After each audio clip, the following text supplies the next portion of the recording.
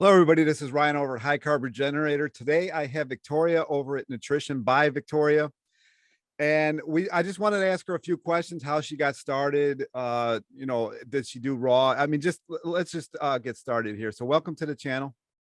Thanks for having me, Ryan. Yeah, and she's got an Instagram and a YouTube. I don't know if you've got anything else. I really don't get on any other platforms, really. I think you have a group on Facebook too, right? Yeah, it's private, so Okay. that's a membership type group deal. Okay.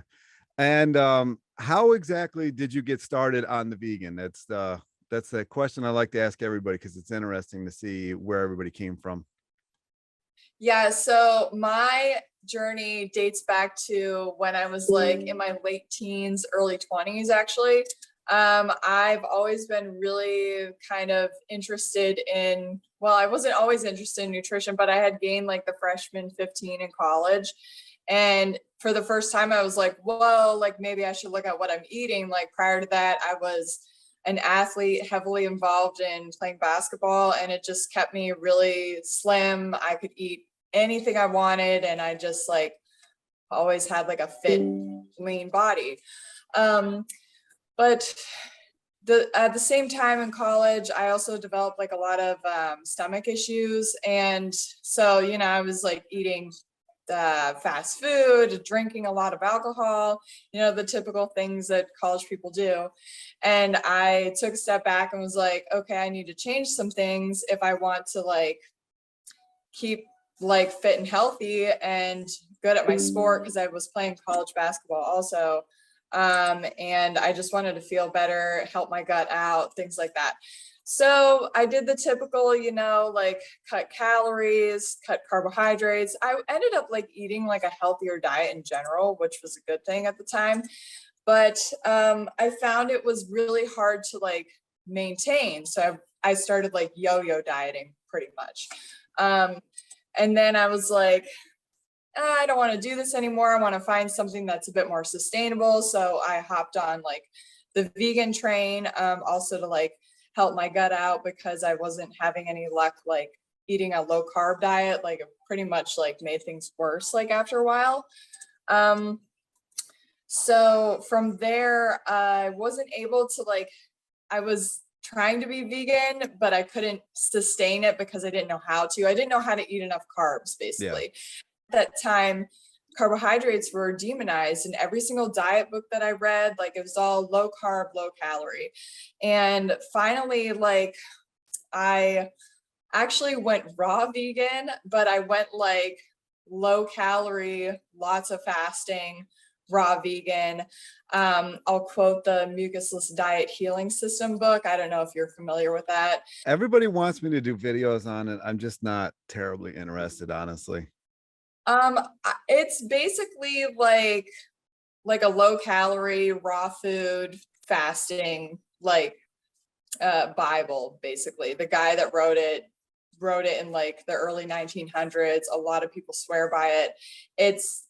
It led me down the road of like metabolic damage, like severe. Like when I got done with that, my boyfriend, who is now my husband, was like, I think you're anorexic. So after that, I was like, okay, I need to figure out like what to do with myself, because at some point I would like to have kids. Like my stomach issue was still not under control. And I was like severely underweight. So I'm 5'11" and a half, and I weighed at my lowest like 125 pounds, which Ooh. My frame isn't like completely natural. Like my weight range sits naturally more like 145, 150, which is like where it's at now. So I found Freely the Banana Girl on YouTube, and it was her video where she had eaten like 30 bananas that day and drank like a ton of orange juice too. I think it was like 2009. I think it was the date on it. Yeah. And you hear Harley in the background, like asking her questions, and she's showing her midriff. And I think that was her like turning point video for her channel, where a lot of people got interested in what she had to say and her results and everything. So that inspired me to kind of go down that path too, but I didn't know like what was going to hit me. Like I gained about 60 pounds after that within like that year, just recovering from metabolic damage, adaptive thermogenesis. I actually just was writing about that because I plan on like launching a program and writing a book about everything that I've figured out like through this kind of experimentation journey with nutrition. So from there, it was just fine tuning how to make the unlimited carbohydrate, high carb, low fat, plant-based vegan diet work for me. I gained all my weight eating basically raw. I don't know if people like consider juice to be raw, but it was all fruits and vegetables. And I maintained that weight gain for like 2 years before things started shifting and my weight, stabilized, and then it started down, and and now I'm here like 10 years later. So yeah, I started that in 2012, and I got pregnant with my first child in 2015. And that was when I started my YouTube channel and started my website and talking about my experience and everything. Yeah, the metabolic damage is no joke. Everybody says that it's, because it is very hard to find information on. Mm-hmm. If you get the books that Freely's always talking about, you can kind of give out information, but trying to find it on the internet, it's pretty challenging. So anybody who talks about it or writes about it's going to have kind of that corner of the market kind of to themselves. Absolutely. A lot of the people who come and find me and want my coaching are interested in what I know about metabolic damage and how to recover from it. Actually, Neil Barnard, the medical doctor, he has written a lot of books about, high carb, low fat, plant-based diets and stuff. And in his material, you can find information about metabolic damage. He doesn't like specialize in that, but he does write about it and how low calorie diets do result in a lowered metabolic rate, and that can persist, weeks, months, years after the fact, depending on your genetics and how badly you abuse your body. So, and then he writes about how a high carb, low fat, plant-based vegan diet can help to reverse it and get you back to where you want to be. Now you're not raw anymore, right? I've watched your videos. You now, would you ever go back to raw? No. Raw for me, I have a congenital gut disorder. It's gastroparesis combined with IBS. And I had that diagnosed when I was like 18 after I was having a lot of problems, but I remember having problems as a kid. And so initially, raw helps, like especially fruit helps with the gastroparesis side, but starch helps with the IBS side. So I have to do both in order to keep my gut like happy, my belly nice and flat, and just feeling my best. So, and that's what I encourage everybody to do, is kind of like figure out what works the best for you within the high carb, low fat, plant-based vegan umbrella. For some people that is being all raw. But I don't think that anyone should become dogmatic in like raw is law type way or starch solution is law type way. Like there's a lot of variety and a lot of ways of doing this, style of diet that can benefit anyone based on their circumstances. So I had to figure that out for me. I think that if I would have what I do is follow raw till 4. So I'm raw all day long. And then at night I eat a big starch meal. If I would have found if raw till 4 would have been a thing when I first started this way of eating, I think I would have had better success with my metabolic recovery, because I think I had a hard time eating enough raw foods. And I was stressing my body out more because I didn't have that other option, or I didn't let myself have that other option, because I think that Not that being raw, I know you just did a video about eating disorders. So I did another one that's going to match up to exactly what you're saying. It'll be out today. And yeah, whenever, yeah, it's just, it's about the labels that you put on yourself, because you get stuck in these labels, and it just, you feel like you have to be in that label or whatever. You box yourself in, and it's just, it gets ugly. yeah. And I think that like a lot of social media influencers can cause that to happen.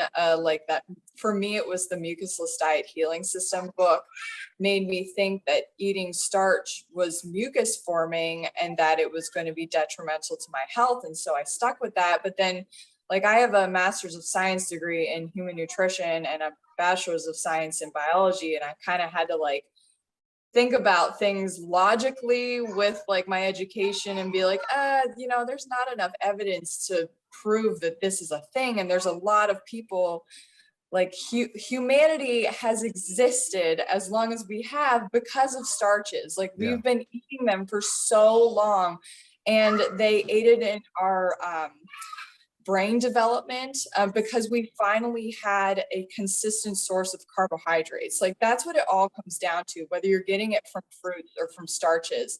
You need that carbohydrate in order to keep your body functioning properly.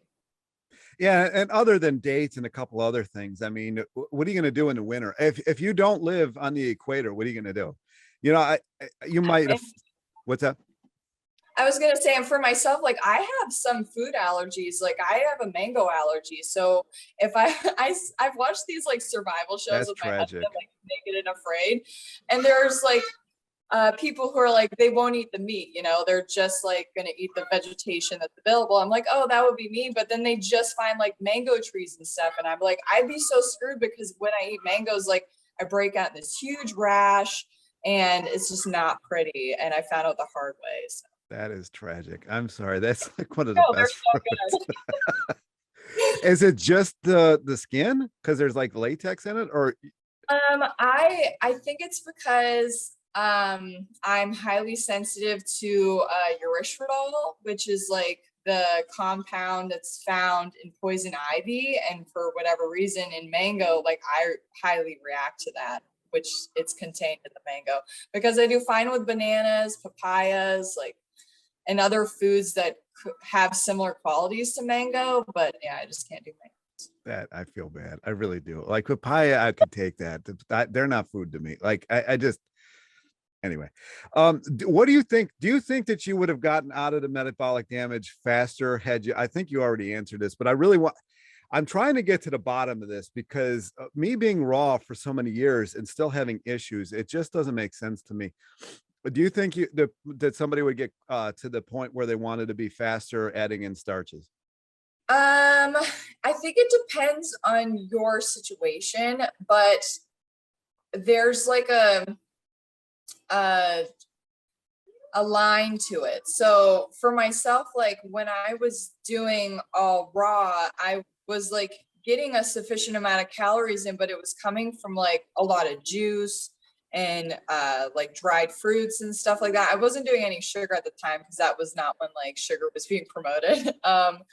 But I think that if I could have swapped some of that out, because my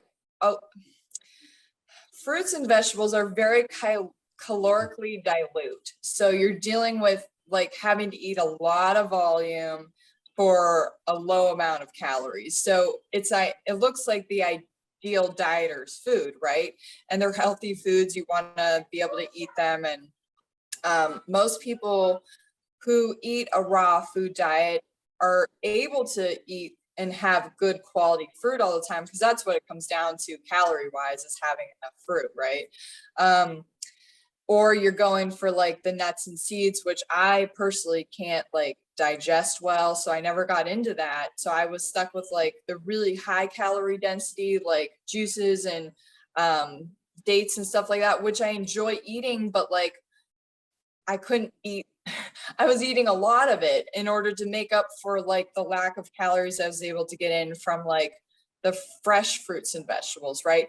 Whereas if I was able to add starch to that mix, like some rice and potatoes, then I think my diet would have just been better balanced for me personally, like from an energy standpoint, where my body is not like, okay, I'm not getting enough calories and now I'm getting heaps of calories. And it was like almost like I was yo-yoing even while I was recovering, because just out of not having calorie sufficiency, or not calorie sufficiency, but just like some days I had enough calories and some days I didn't, depending on food quality and fruit availability and things like that.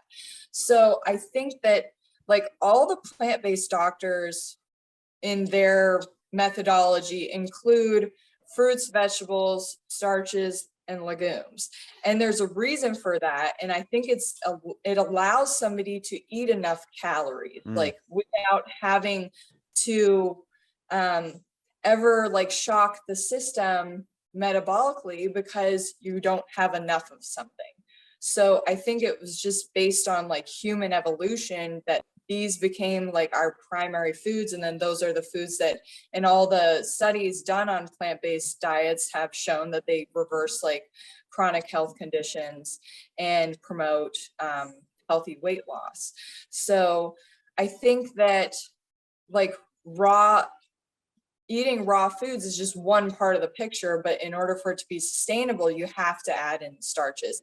And for me, like, I don't like eating a lot of starch, so I never really have. I've tried like starch solution on a few occasions. Yeah. Sometimes I'll eat like oatmeal in the fall or winter, but I feel my best when I'm eating predominantly fruit and rice with some potato in there, some vegetables, and then like sugar, like as a topper, you know? Yeah. What do you think about food combining before I get any further? Yeah, so I've had a lot of experience with like food combining because as like a person who eats a lot of fruit, you kind of got to do that right, or else you're going to end up with a lot of gut distress. Especially if you're eating a lot of fruit. Like my kids, I watch them just like eat whatever they want all day. They're vegan, but I let them kind of eat whatever they want with under the vegan umbrella, right? Yeah. So it's a lot of like whole foods, but also like processed foods just so they get their calories in. And they can eat fruit or smoothie like whenever. So like food combining rules, I feel like are great for people who have digestive disorders or they're eating predominantly raw and a lot of fruit. So like I know that if I eat like a starch meal and then follow it with like a ton of watermelon you or can't. or a big smoothie, like I'm in pain. Even Yeah. banana ice cream. Like the only time I'll ever eat fruit after a starch meal, it'll be like dried fruit. But even then I'd rather have like Sour Patch Kids or something, just because the fructose or the sucrose doesn't mess with the starch as much as the fructose does. Like Yeah. fructose is extremely like easy to digest. So that fruit just goes right through your system, like in a rapid but normal rate. And I think that when it comes to fruit, like, you know, eating your melons first, like following the like Freely the Banana Girl has, back when she was like really promoting her diet, she did like a food combining. Yeah.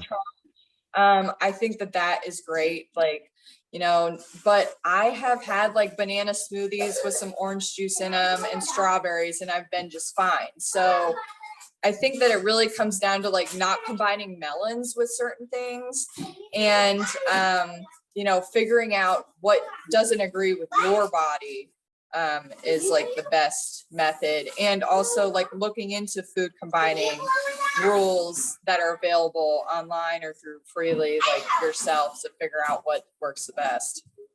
Yeah. I say with the melons, eat them alone or leave them alone. Like, Yeah, that's a good rule. yeah.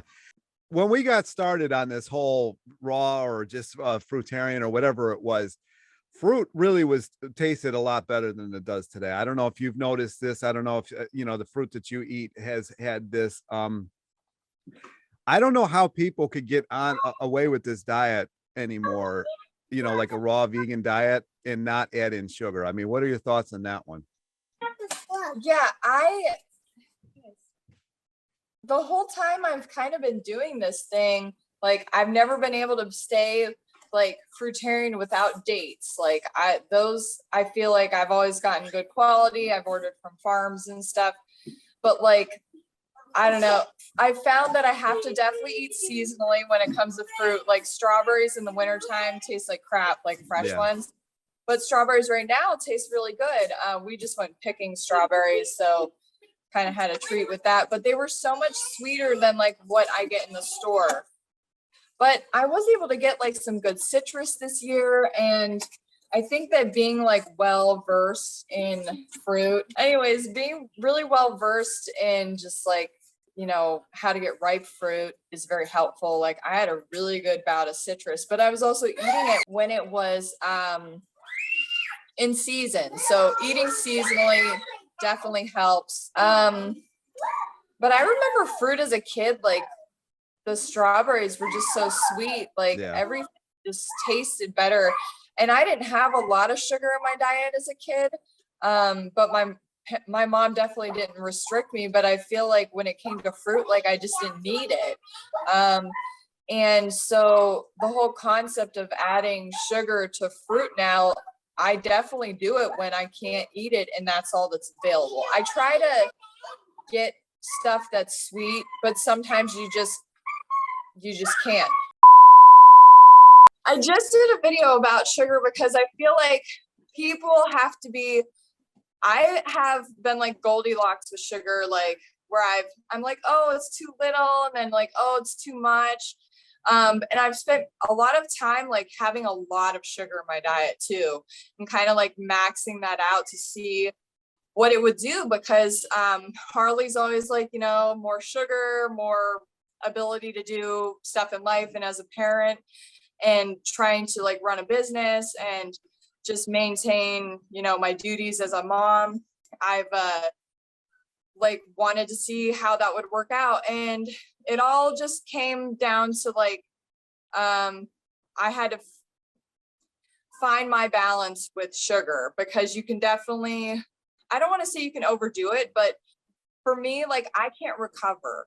So if I'm having like a ton of sugar in my diet and I'm just like hauling ass on my bike and getting a lot of stuff done, like I find that I have a really hard time recovering from that. But then like if I don't have enough, then it's like the same thing. So for me, I just have to find my sweet spot. That's why I tell people like add sugar to taste. Like make sure you're still eating your foundational foods, the fruits and the starches, so that you're getting like the nutrients, the fiber and the water and the things that you need to be healthy. And then add sugar as you need it, like based on your taste. Like if a piece of fruit tastes like crap and you put some sugar on it and it tastes better, then that's better than not eating it at all. Yeah. But I do have like people come to me and they're like, I don't understand why I'm not getting results. And like more than half their calories are coming from refined sugar. And I have done that with myself and I just didn't get the results that I wanted. So, you know, going with just sugar to taste has like worked better for me. And I think that, you know, it's a little bit more rational for like the average person too. Yeah. I'm surprised, you know, so it like tracks from your recovery ability. Yeah. So I don't know if it's because I have like,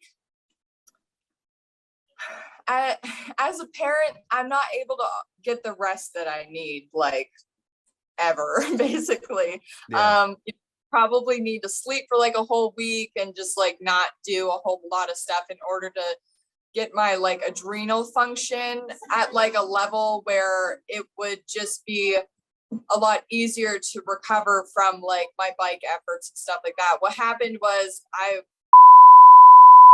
I just have found that like if I think it wasn't even that long ago, maybe like 2 months ago when the weather started getting nice, I was like out on my bike, just like hauling ass, like getting all these PRs and like trophies on Strava. And then I just hit a wall and I haven't been able to like recover fully from that since.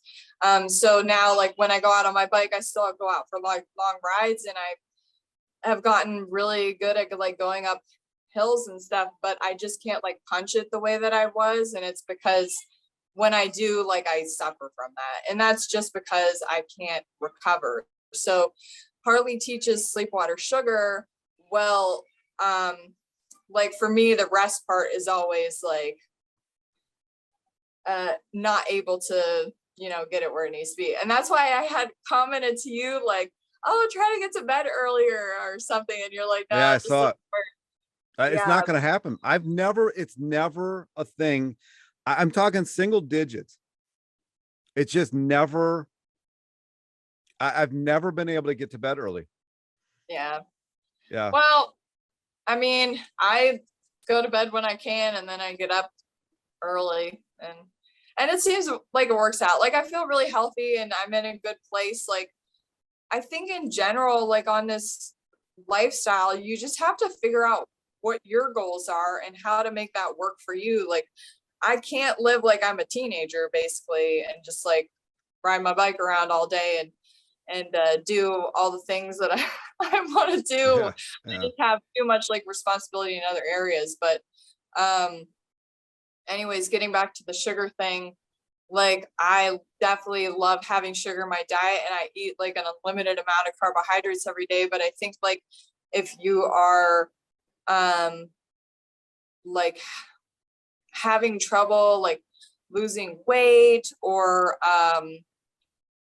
just like not feeling like your best, like maybe switching some of that sugar out for like real food would be helpful.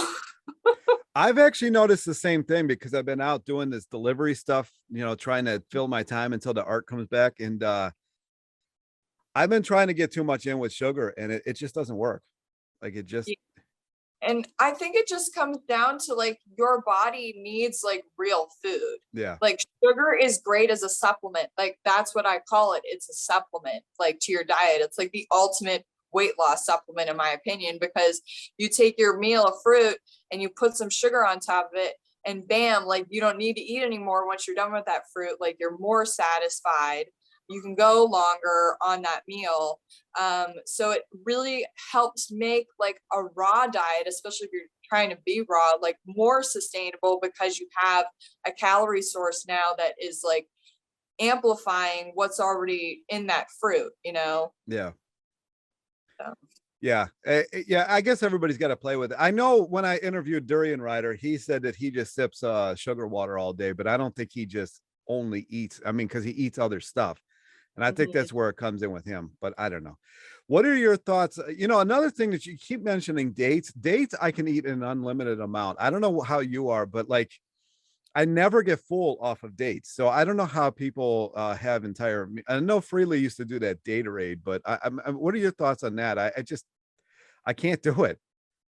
Yeah, I have had Daterade on several occasions in my life, but not like probably more than 10 in the last 10 years. Like I prefer to eat my dates. Like I like to put them in the refrigerator and chill them, and then they kind of taste like a brownie to me. So I use them as like a dessert. I also use them as like a meal like topper. So like earlier today I had some pears and some cherries, and then I was like, oh, I really need something else, but I can't eat any more volume.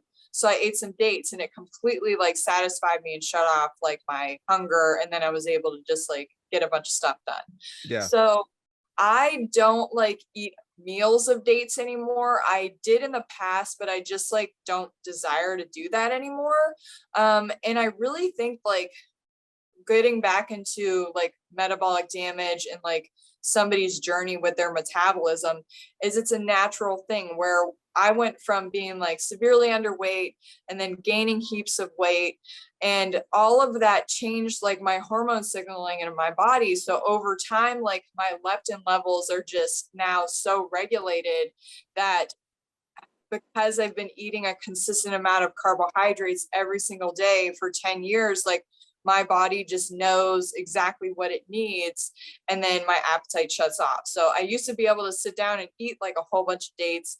And now I just don't desire to do that. Like I'll eat dates with like apples or dates with like at the end of like a fruit meal or something, or before like a bike ride as like a little like pre-workout or something like that. But I just like, I can't eat like a whole shit ton of them anymore. Yeah. Yeah. Like I used to. Yeah. What are your thoughts on greens? Because I know a lot of people are trying this 50-50 plate and the non-starchy vegetables. I think it's an absolute waste of time. But what is your what is your thought? Or like having big salads? I do it once in a while, but what are your thoughts? I like to eat like some kind of salad, vegetable. I'm really into like spring rolls. I make them all the time and I feature them in like my YouTube videos. It's how I like to eat my veggies. But I definitely eat veggies every day, but it's only for like one meal. So it's with my dinner meal as like a starter or like with the meal. But I'm never intentionally like, oh, I'm going to eat a 50-50 plate and like half my plate needs to be vegetables and half has to be starch like every single time. If I eat too many vegetables, like I run into gut issues. So I learned all this like when I was raw, like I can't eat too much fruit and I can't eat too much vegetables because I end up like in pain, right? So for me, like I eat as much rice as I want at the end of the day, and I eat as much like vegetables as kind of seems appealing to me. Some days I'll just eat like cucumbers with my rice. Most days I am having like some leafy greens just because I feel better on them, especially when it's like hot outside. Yeah. It's just refreshing for me.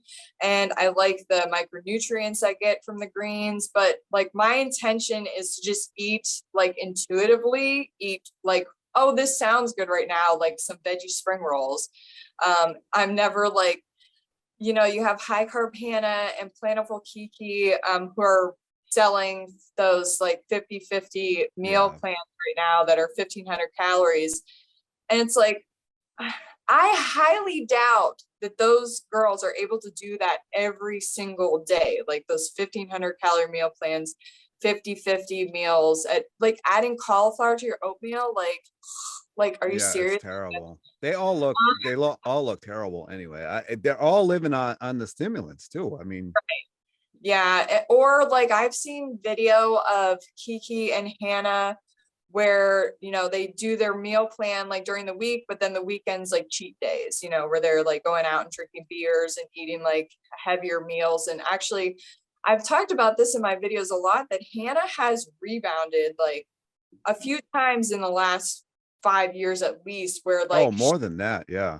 this weight and then she gains like 20-30 pounds out of nowhere, and she's like, oh, it's just because I was eating all this junk food. It's like, no, you had metabolic damage from your low calorie diet. Like, and the thing is she could have the results she wants if she just like ate 500 to 1,000 more calories a day and was consistent with that, eating like, you know, fruits and vegetables and starches and beans and the having the sugar and maybe like a little bit of plant fat, because I know she likes to have that. But if you did something like that and you were consistent with it, you would like probably have even better results because your metabolism's now intact.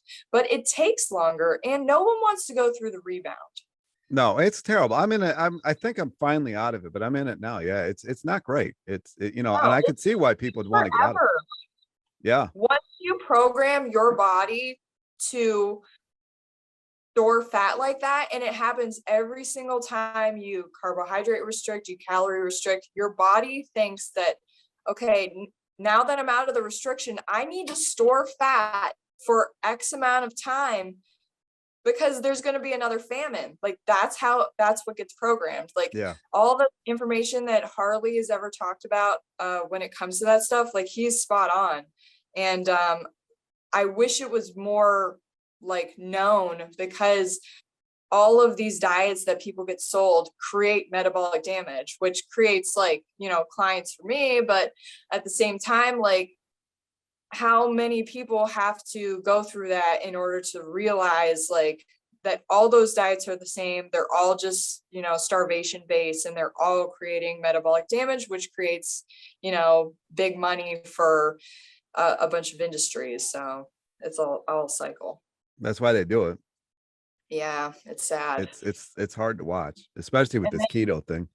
I mean, like, to think that everybody our obesity rates in the US are as high as they are just because people have been eating crap food is not the case. Like most people have at some point in their life, like went on a diet, and especially women. Like I remember talking to my mother-in-law and she was saying how girls back in her day would eat cotton balls to fill their stomachs Yeah. so they wouldn't have to eat real food and they could be really skinny. And then most of those women nowadays all have weight problems and health problems associated with what they did to themselves back in the day. Everyone used to smoke cigarettes. That's an appetite suppressant. My mom, she was really skinny when she was younger, and she said all she did was like smoke cigarettes and drink beer, and then she, you know, has a weight problem now, and even like eating a healthier diet because of her genetics, like it's a lot harder for her to lose weight. Yeah, it's crazy. It's crazy what people do. All right. I wanted to thank Victoria for being here. We both got to get going here. So we're going to do a part 2 of this. Go check her out. Go subscribe, follow, whatever it's called and what channel it is, whatever. And subscribe here. What's that? Nutrition by Victoria. I'll put all the stuff in the beginning of this so you can check it out. It'll be down in the description down below. And we're going to do a part 2 at some point of this. So thanks for watching, and we'll talk to you next time.